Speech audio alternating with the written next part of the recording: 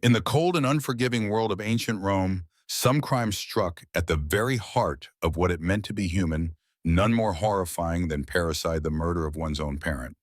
To the Romans, this act was not simply a betrayal of family bonds. It was a violent rupture in the fabric of society itself, an offense so unnatural and vile that death alone could not suffice as punishment. The Poena Cullei embodied this relentless condemnation. It was a sentence so merciless, so meticulously cruel, that it transcended mere execution. Under the stern gaze of Roman law, the parricide was condemned not only to die, but to be erased from existence physically, socially, and spiritually. This was the ultimate statement: some acts corrupt the very foundation of civilization, and those who commit them must be cast out beyond the pale of human remembrance. The law crafted during the late Republic under the watchful eyes of Pompey the Great captured this dread in a ritual that was as symbolic as it was brutal. The head of the family, the paterfamilias, was revered as the guardian of Roman morals, and order the cornerstone upon which society rested. To kill one's own father or mother was to assault that order, to unleash chaos within the sanctity of blood and heritage. Thus, the punishment was designed to reflect that profound horror, a punishment not just of the body, but of the soul.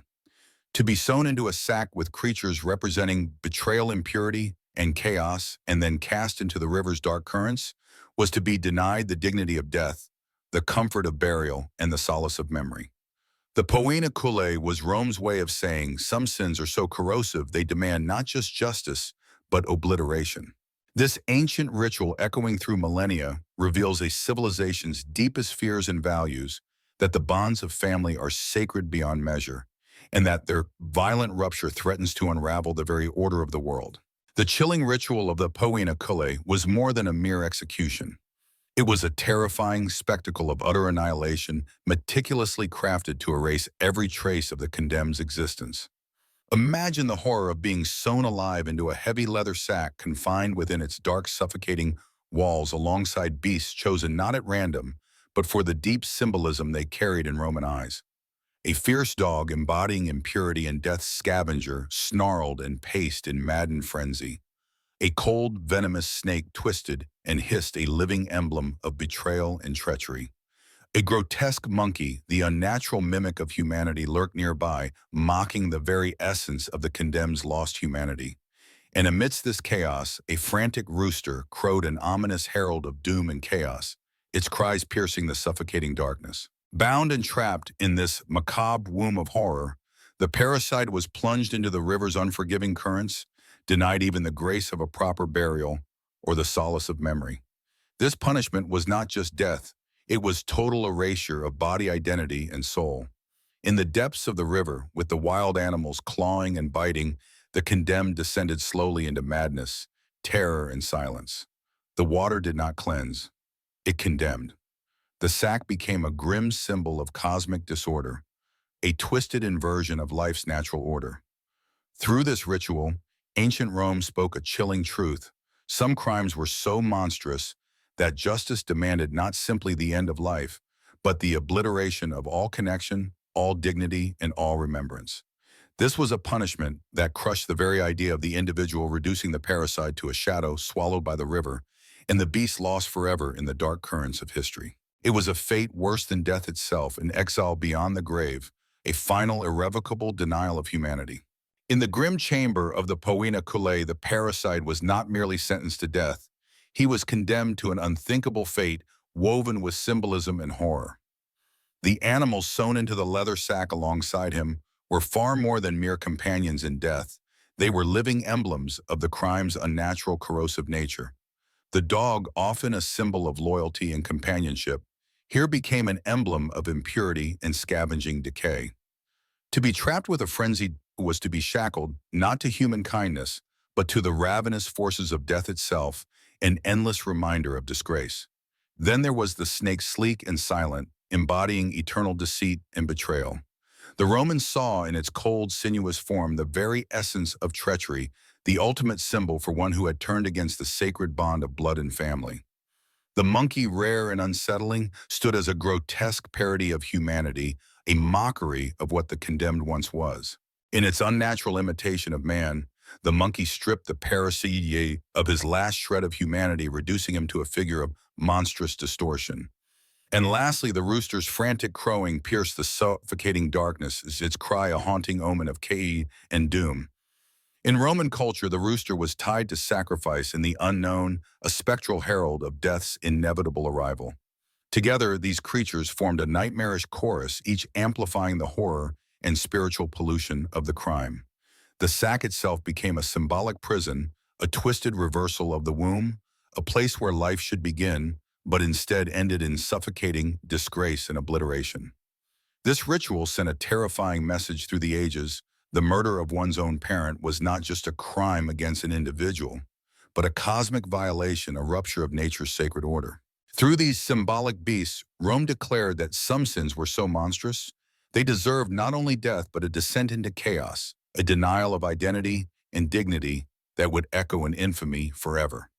It was a punishment designed to haunt the memory, to shatter the soul, and to warn all who dared to unravel the bonds of family and society. The ritual of Poena Cullei was a cold, deliberate theater of cruelty, painfully precise and designed to strip the condemned of every shred of dignity and humanity. Before the parricide was sealed inside the leather sack with the symbolic beasts, he was first scourged with rods, a brutal and public reminder that the state claimed authority over both body and soul. This scourging was no random act of violence. It was a ritualistic shaming that tore away his civic identity and humanity, casting him into utter contempt. Bound tightly and sewn into the culleus, the criminal was confined with the dog, snake, monkey, and rooster, each a living symbol of impurity, betrayal, perversion, and chaos. The sack itself was a twisted coffin, an unnatural womb that would not give life, but instead condemned the parricide to suffocate in darkness and madness. As the heavy, trembling bundle was thrown into the river's cold currents, the condemned was swallowed not only by water, but by the symbolic forces of cosmic disorder. The river's embrace was merciless, a slow descent into death, but also a symbolic erasure of the individual. In Roman culture, burial rites were sacred, offering passage to the afterlife and preserving memory. Denied this final grace, the parricide faced a fate worse than death, oblivion.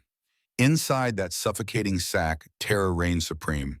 The animals, frantic and terrified, would lash out indiscriminately, turning the condemned's final moments into chaos and agony. This was not an execution, but a ritual of complete annihilation, a violent severing of ties to family, society, and even the natural world. Through Poena Cullei, Rome sent an unyielding message: to kill one's own parent was to invite not just death, but a terrifying eternal exile from the order that held society together.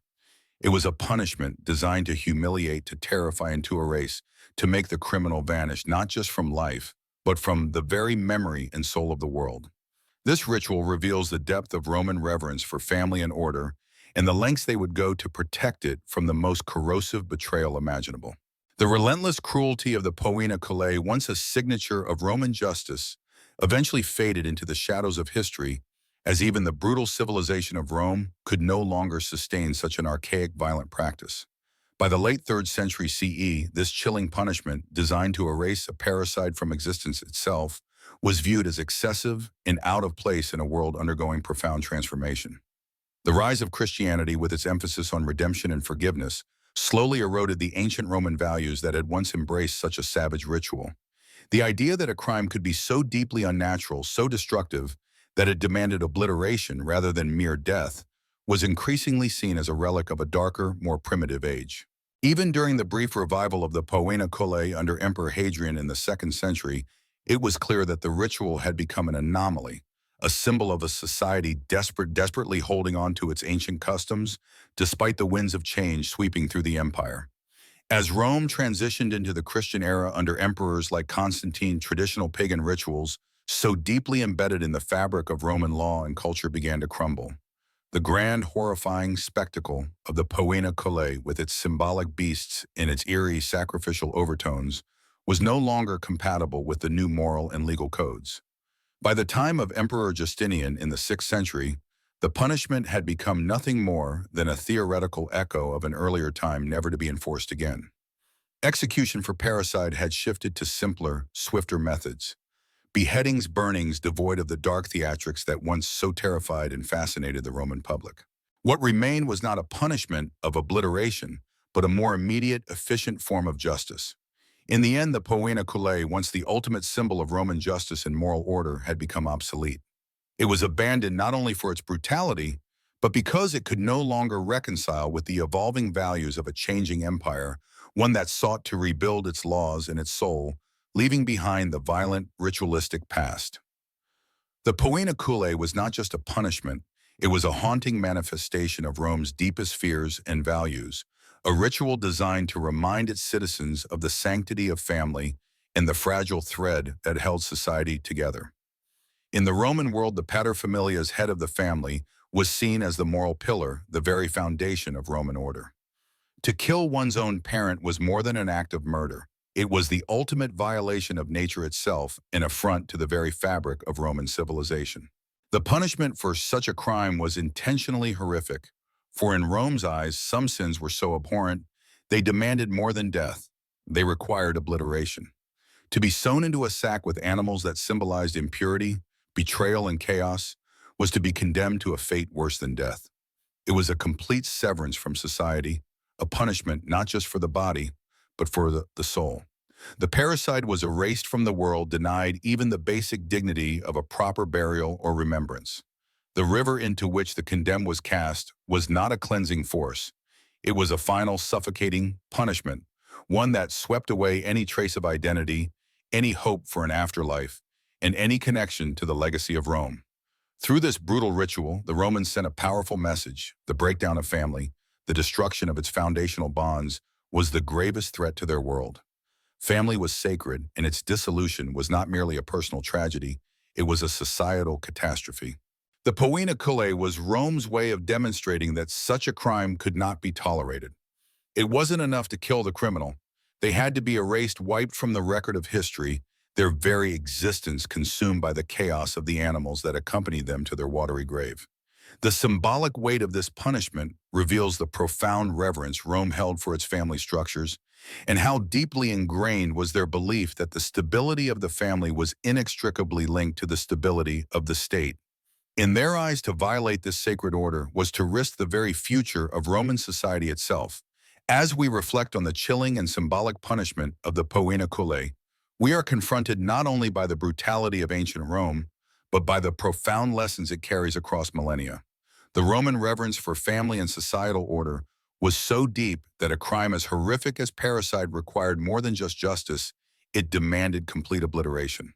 The terror of the Poena Cullei, with its symbolic animals and ritualized cruelty, stands as a stark reminder of what happens when the sacred bonds of family are shattered.